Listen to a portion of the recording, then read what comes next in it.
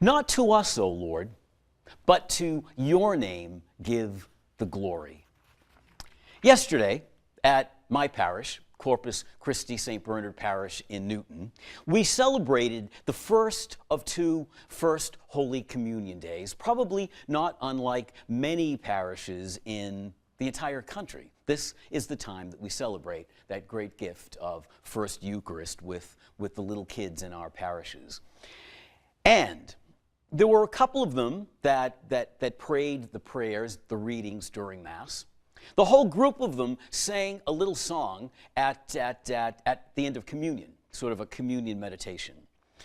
And I sat up on the presider's chair, and as they were doing their readings, praying their prayers, or at the very end when they came up to sing the song, I kind of looked at them and I looked at the congregation, all of whom were smiling. I mean, how can you not smile at a 7-year-old reflecting the presence of God's love? You can't help but smile.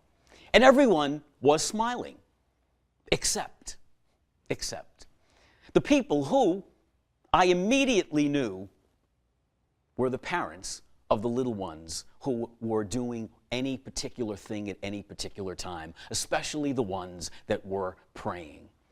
The parents. While everyone else looked so cool, calm, and collected, just kind of sitting back, enjoying the moment, the parents who stood out in the crowd sort of looked like intently mouthing every word with their little one. So a part of what their little ones were doing that you could pick the parents out in the crowd of the ones on the altar praying aloud. They loved their children so much and wanted the best for them at that moment that you could see the love in their faces.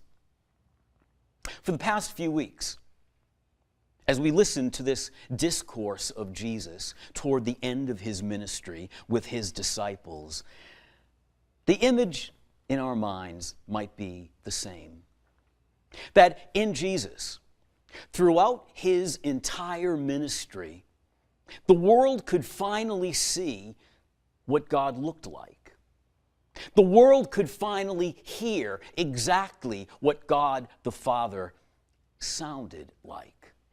Just as I could see the face of love in the faces of those parents as they gazed on their little ones, so could we see the face of God the Father in his Son, who at this point in the discourse is readying to hand his ministry over to the apostles.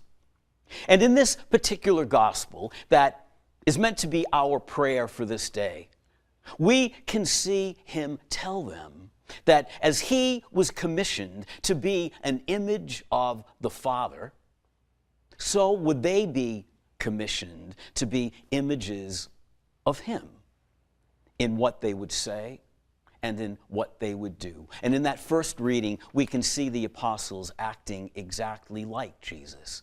In them, the ministry continued, and it was handed down from generation to generation, from one age to the next, until it was handed to you and to me. My friends, in this gospel passage this day, Jesus speaks to us through the miracle that is his eternal word, the word that will not pass away, the word that is meant to touch our hearts whenever we listen. And he reminds us that we are the ones who this day will be invited to be an image of him. We are invited to allow others to see the face of Jesus in us, but not to worry. As daunting a task as it may be, and at times it can be pretty daunting to be an image of Jesus Christ to a waiting world, he reminds us, as he reminded them, that he tells us these things with the reminder that he will send the Spirit to remind us of all that we are meant to be, of all that we are meant to do in his name.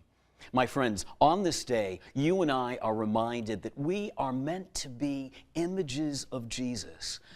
As his followers saw the Father in him, so are people meant to see him in us. And it's a task that we can accomplish. We can do it when we remember that the Spirit is always present to us, to give us the strength when we feel weak, to give us the courage when we feel a bit timid, to give us the words that we need whenever, however, wherever we might need them, for he has not left us orphaned. My friends, on this day, you and I are reminded and meant to be reminded that the Spirit is always present to us, so that through us, in what we say and in what we do, his mission continues.